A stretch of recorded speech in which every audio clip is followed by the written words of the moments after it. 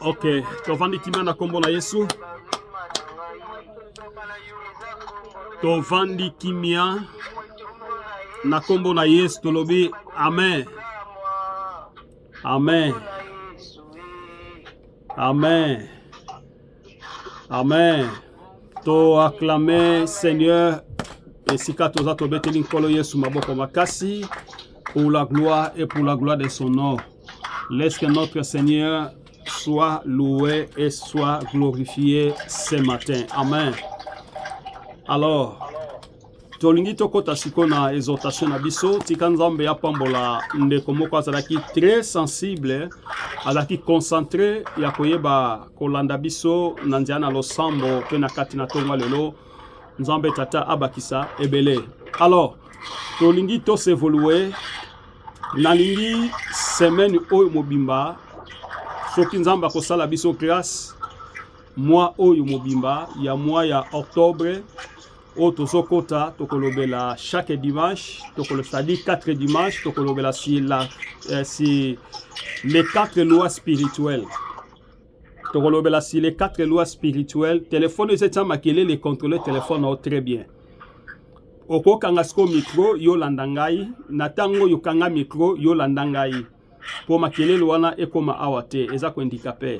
Alors dans le mois d'octobre, parce que je pense que c'est le 28, donc ça reste plus ou moins 2 ou 3 jours. Si c'est le mois, ça terminera avec le 31, c'est-à-dire ça reste 3 jours. Si c'est le 30, ça reste 2 jours. Alors, nous avons plus ou moins 4 semaines au courant de ce mois d'octobre. Alors, voilà pourquoi je vais que tout parler si les 4 lois spirituelles. Nakanisi o mekakakoyo kango ou bien peut-être ozoa déjà grâce ya kolanda les 4 lois spirituelles. Ezali très important dans la vie chrétienne et dans le christianisme.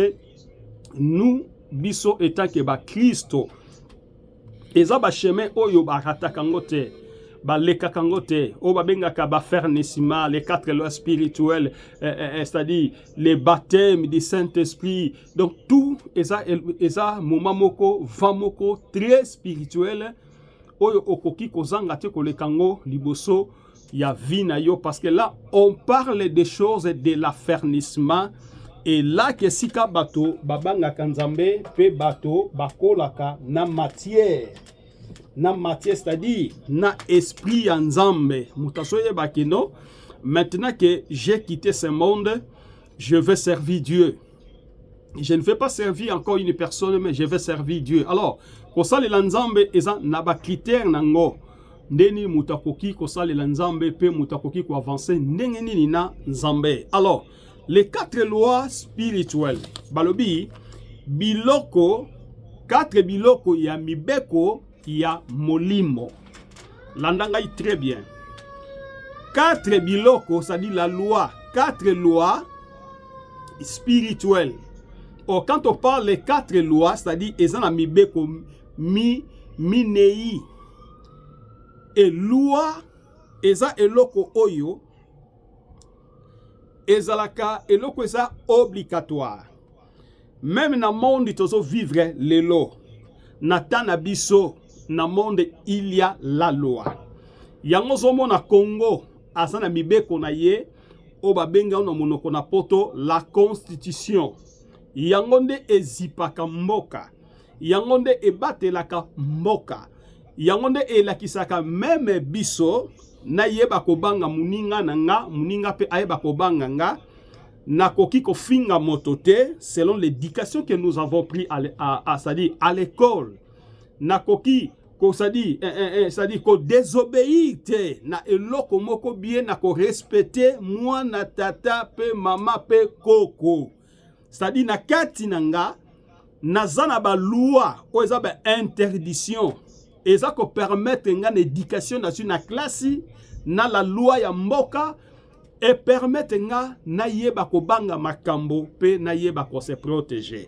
Biso tozu bangolu na batana biso tango tobandaki kokota ba klasi pe kokola mama ya muninga yaya ya quartier motomoko songolo nakoki kofinga te. Nakoki même ata tindinga 10 fois ya quartier, je suis obligé ya obéir.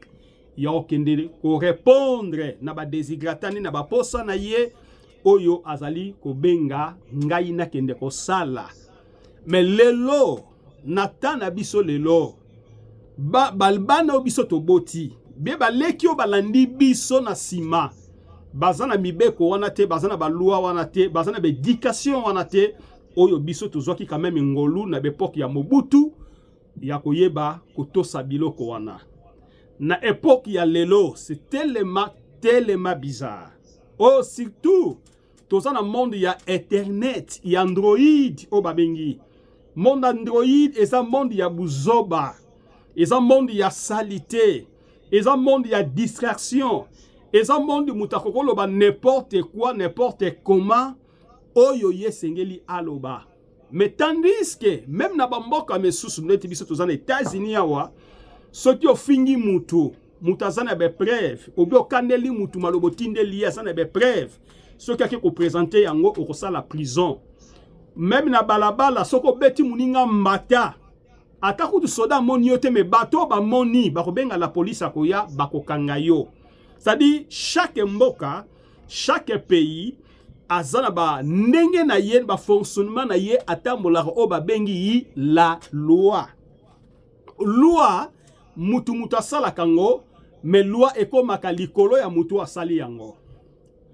Ekomaka likolo ya mutu asali yango, soki ye moko aza ko respecter makambo ya komaki, makambo basanganaki, babimisaki ide po basala loi wana nde ezwaka force.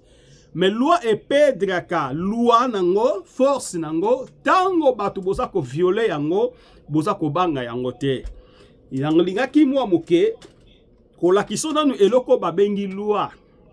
Loi ezali a désigné une générale écrit obligatoire. C'est-à-dire loi nabomotoboye eza au sens matériel désigne une règle générale écrit et obligatoire. C'est-à-dire na sens ya solo balobi ezali ba règle oye komami eza obligatoire, c'est-à-dire ekomami eza obligatoire, c'est-à-dire obligatoire sengeli to salela petoto sayango wana selon le monde. Mais selon la Bible eza ko définir biso la loi ezali ensemble des commandements. Loi ezali ensemble des commandements divines. Balobi bien que loi eza ensemble yaba mibeko nyonso des commandements, c'est-à-dire mibeko, la loi, la précepte, c'est-à-dire ba règle nyonso et vandi ne loko babengi commandement, mais babengi ensemble des commandements divins donnés à Israël, notamment les 10 commandements. C'est-à-dire naba Kristo tango na Israël nzambe tata yemoko apesaka mibeko epa ya Moïse zwa table oyo kitana yango présenter yango epai na bana Israël les 10 commandements. C'est-à-dire bokotambolaka lokola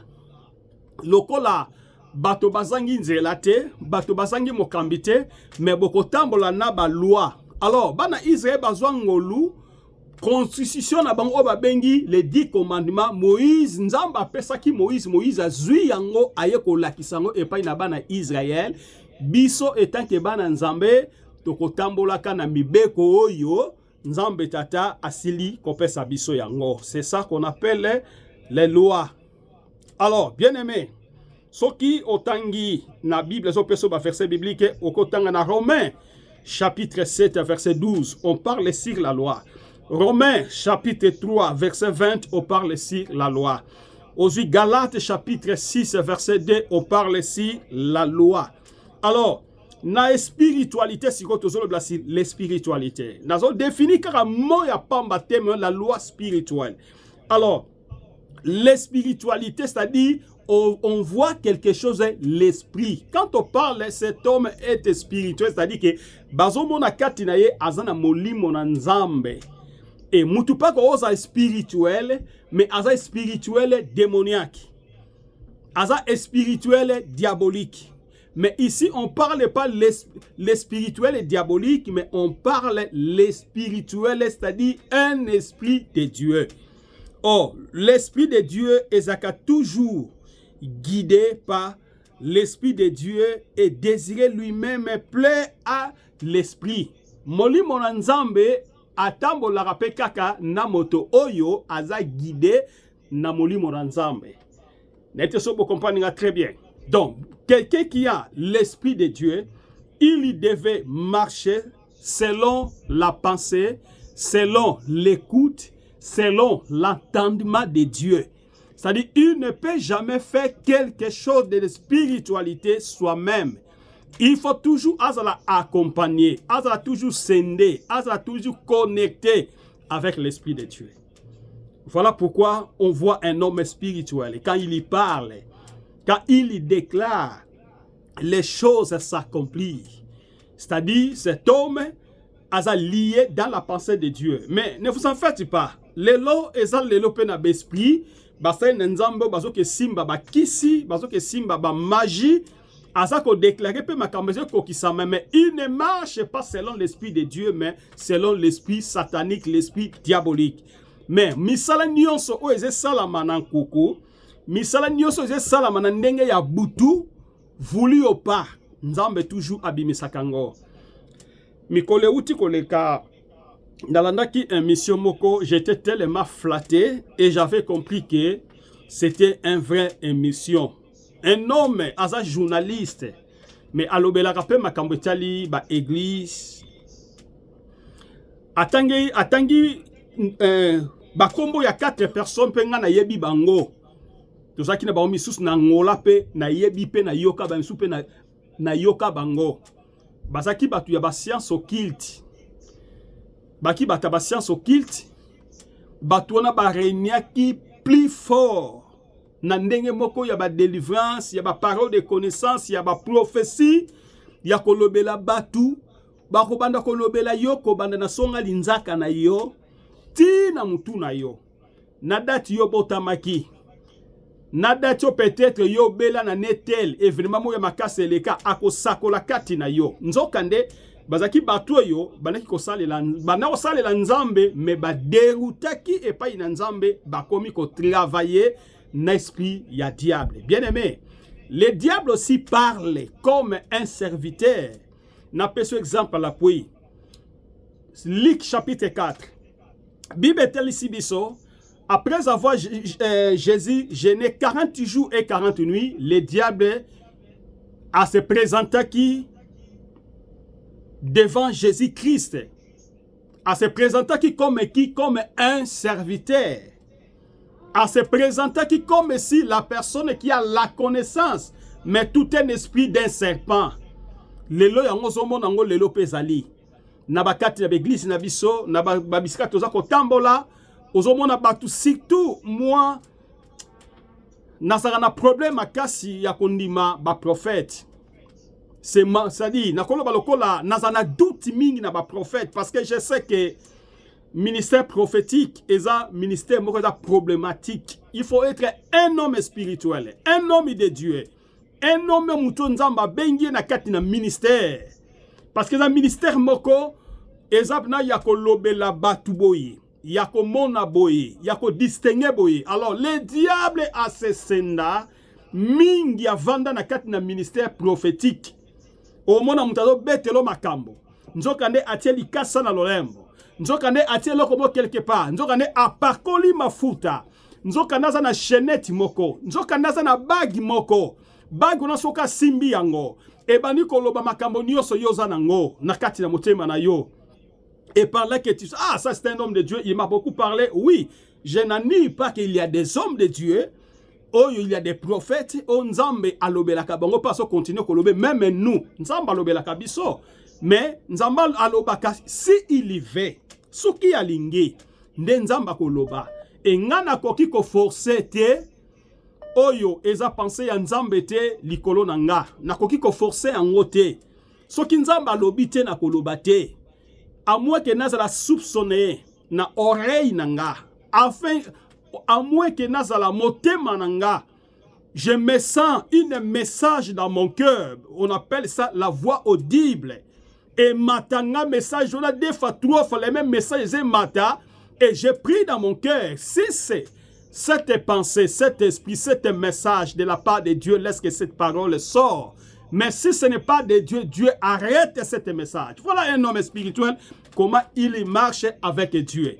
Alors, bien aimé, j'ai essayé seulement de définir, les 4 lois spirituelles, n'engeni eza ko se fonctionner na kati na ba vie na biso. La première loi, Dieu nous aime. Loi liboso yango wana. Nzambe uta ebandeli, uta Genèse. Genèse chapitre 1 verset 1. Bible dit, au commencement, Dieu créa les cieux et la terre. La terre était informe et vide. L'Esprit de Dieu se mouvait au-dessous des eaux. Et Dieu montre toujours à travers sa créature l'amour. Oko découvrir peu mon sali na nzambe, o nzamba bengi par la symbole de l'amour. Tout homme de Dieu, oyo omona kayeke azana bolingote, azo manque fruit ya amour, il faut le vérifier. Parce que le diable, oyo prokipaka kati na ye, azaka na bolingote, azalaka na amour te.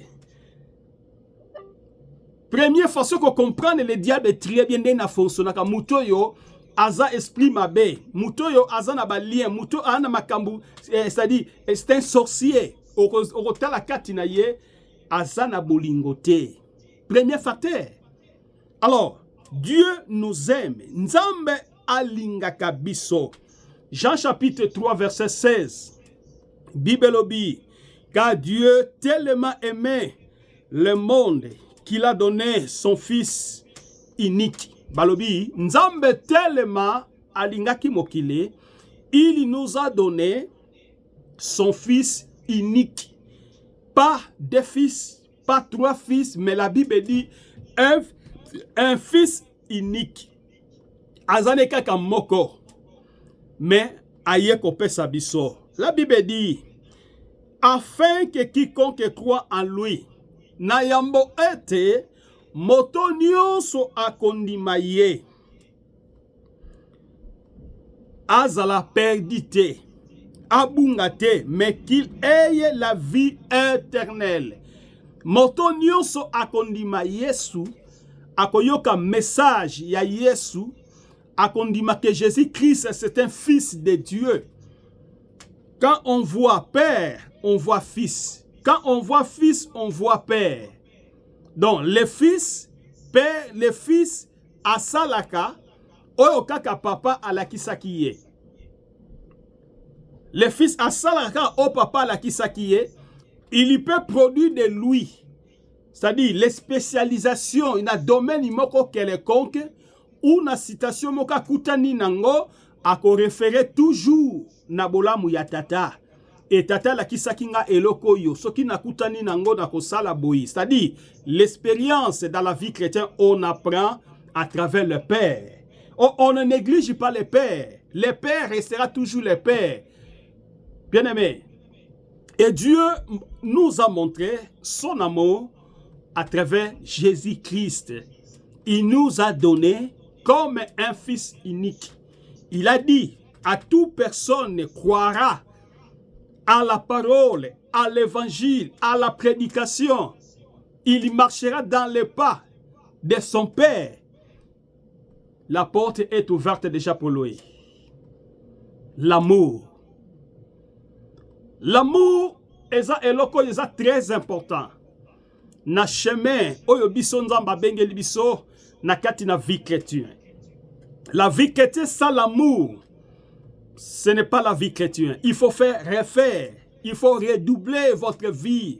Il faut demander Dieu l'amour. Que Dieu te prête l'amour. Or, l'amour, c'est un Dieu, la faculté de Dieu. L'amour, c'est le domaine de Dieu. Parce que lui-même, le premier principe a présenté Kibiso Christ comme la personne qui a la vie. Il a dit que Motonion Sakolandaye a kokufate, mais qu'il ait la vie. Mais Azwa Bomoi. Bon moyango pe ya sena moyo yote, mais babi la vie éternelle. Bien-aimé, il y a la différence entre la vie que nous vivons et la vie éternelle. La vie que nous vivons, voulu ou pas, tu auras toujours des problèmes. Tu auras toujours malade. Mais il faut les convaincre les malades. On a toujours na maladie, on a toujours na problème, on a toujours mutu ko soyo chaque jour. Ce qui est allé na ba président, bazaku to ko yiba. Il y a salaire un président c'est combien, il touche combien, mais il vole. Tota président pour autant si que échelon automatique na échelon obiso tozali. Mais au moment que azana mbongo, azan un milliardaire, mais il cherche toujours l'argent. Azolukanini bien-aimé. Et la Bible dit que tout est vanité. Et personne n'est chrétien à comprendre l'évangile, à comprendre Christ Jésus. Ce que Dieu les donne, il accepte. Soki nzamba lingaki nazala millionnaire, milliardaire, nazala kaka une simple personne comme tout le monde.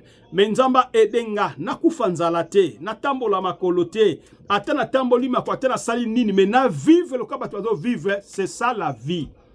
Mais tandis que la vie éternelle, c'était la vie qui est liée dans la loi de Dieu. Pour être, il y a des principes. Et si vous respectez ces principes, et cela vous amène, yangone eke memayo liboso na nzambe.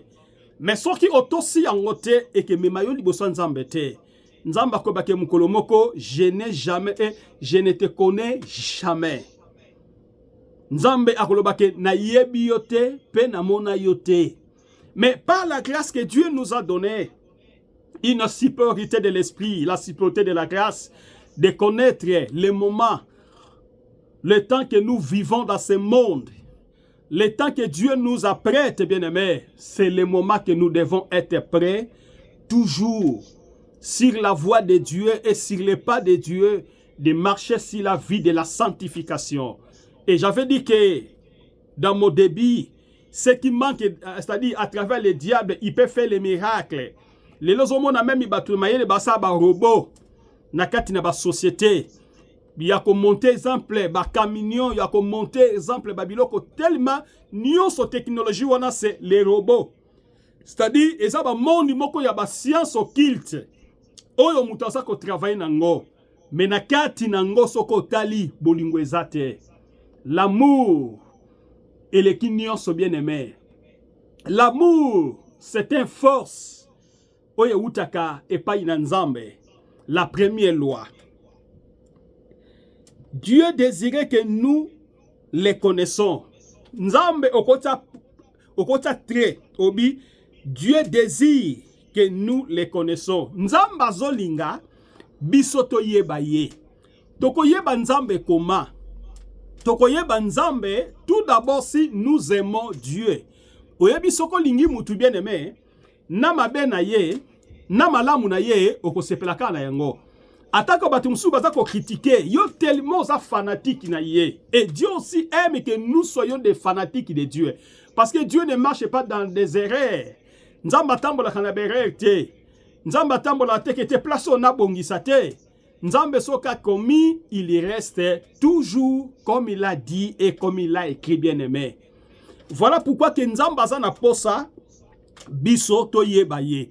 Et ce qui to yebiye to yebaye koma to yebaye à travers la vie de prière. Jean chapitre 17 verset 3.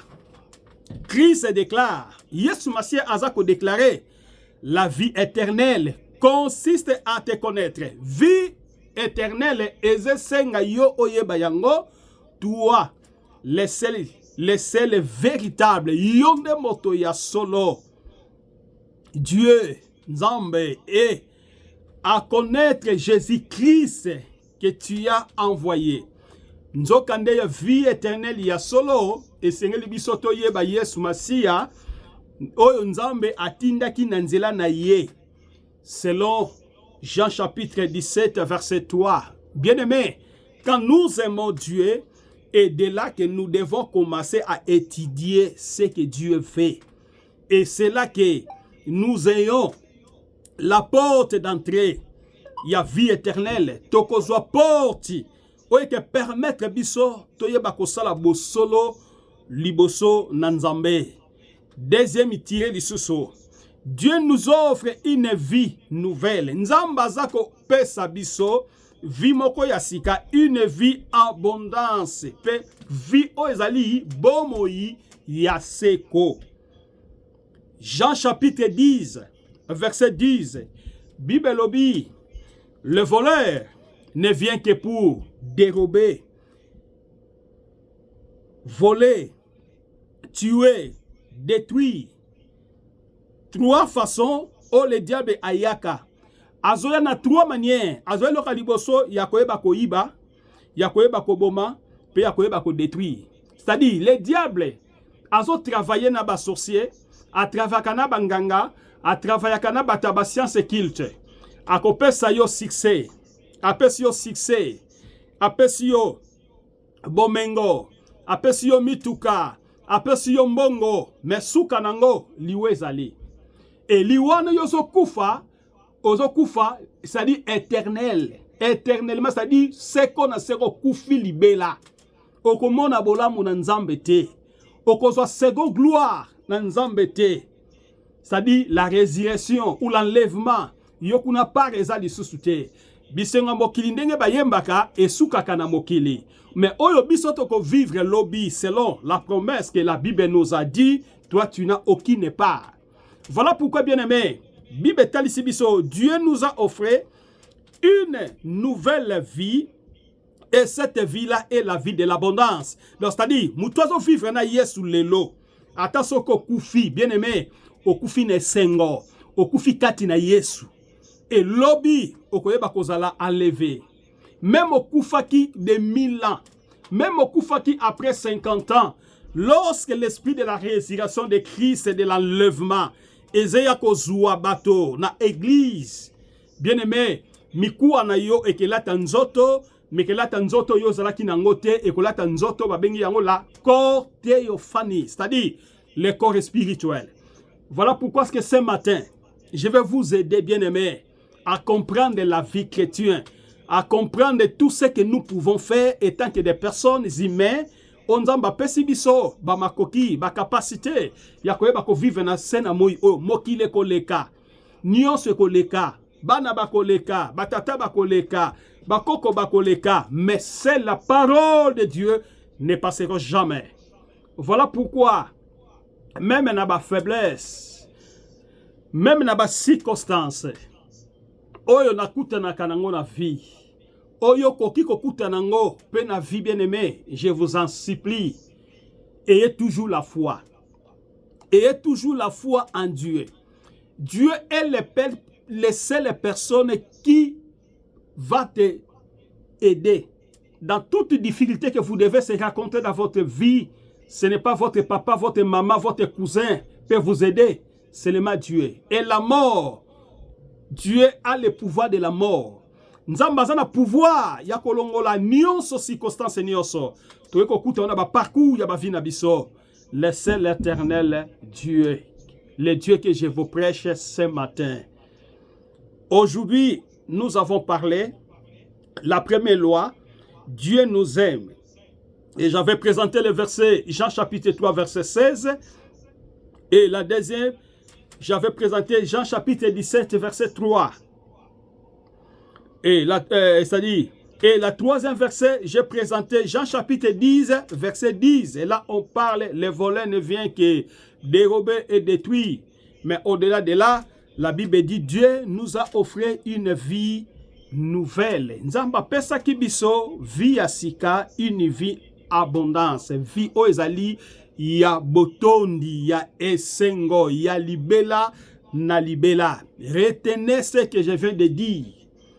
Si dans la vie chrétienne, vous avez dépassé cette étape, c'est-à-dire, vous avez des problèmes dans la vie chrétienne. Voilà pourquoi que les lots, na l'église na biso, na ba parcours na biso, partout na mokitoza kotambola, biso nzamba, pesi biso ngolu ya kotambola, bien aimé, nous racontons des bêtises des hommes de Dieu, oyo aza immature spirituel, oyo aza nous baptisé na Saint-Esprit, aza baptisé na kati na chemin oyo te. les gens ne font n'importe comment, n'importe quoi, parce qu'ils ne savent pas d'où il y vient et d'où il est venu. Mais nous connaissons, nous sommes appelés pour la musala ya Nzambe. Nzamba benga biso dès le bas âge, Nzamba bengi biso akolisi biso, Nzamba bengi biso toboti nanu te, Nzamba bengi biso lelo toboti, Nzamba bengi biso lelo tokobi ba papa. Nous connaissons cet chemin. Bien-aimés, je vous aide. Et tant que Bana Nzambe, aimez Dieu. Na problème tant que comme la kayo, otala kanani. Tango peut-être, moi na belaka, osana poso ke somba kisi na pharmacie, ba pesio ordonnance, osana mbongo te. Bien-aimé, otombola kamisu likolo tali, na kozela mbongo wapi, na kosuka na problème o nini. Et Nzamba zana manière, ayeba kosunga pe ayeba kosala bien-aimé. Ba maladi mususu Nzamba longola kaliboso na biso po atali bozwi na biso. Abi mutoyo maladi soki ekoti na famille na ye, eza pasi akokate. Akwa ko s'en sortir te. Bato batangola kana Nzambe, Nzamba guida kabango. Nzamba longola kaba mipepa maladi ya makasi liboso na bango. Nzamba longola kaba circonstance ya mabeli liboso na bango. Po Nzamba zote la poche na ye, Nzamba zote la capacité na ye. Bien-aimé, nous avons un Dieu. Il faut aimer ce Dieu. Il faut servir ce Dieu.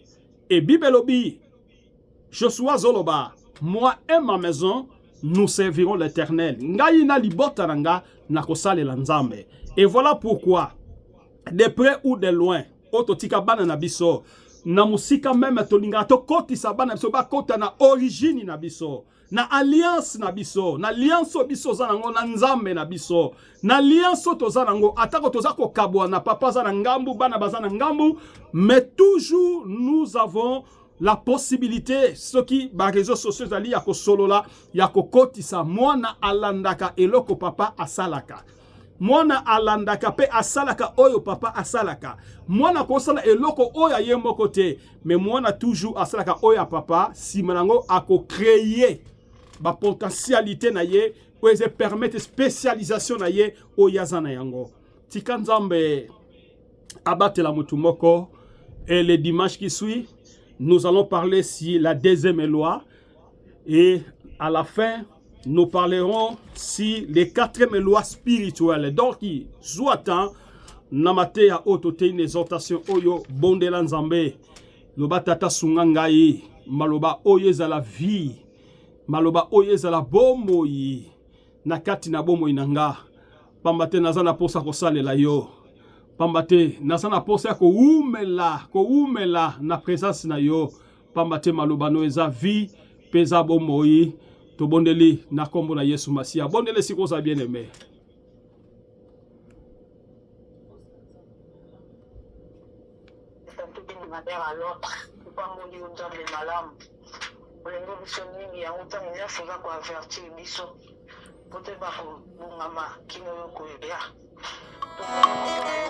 Tozo bondela, bondele siko zali.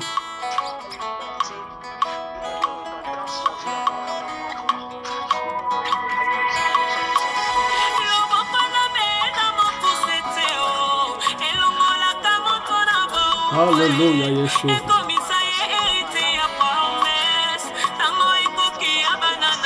Alléluia. Yes.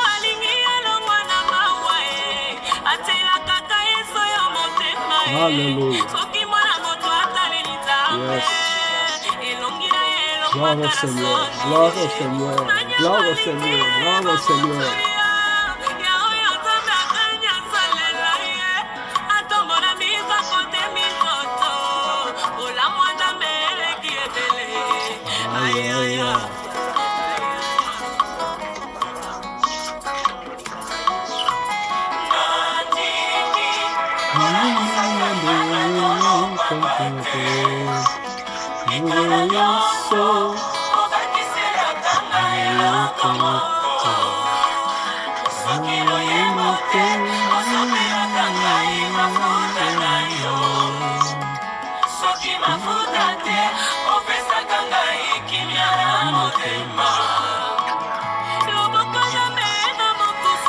Yes, yes, soit loué.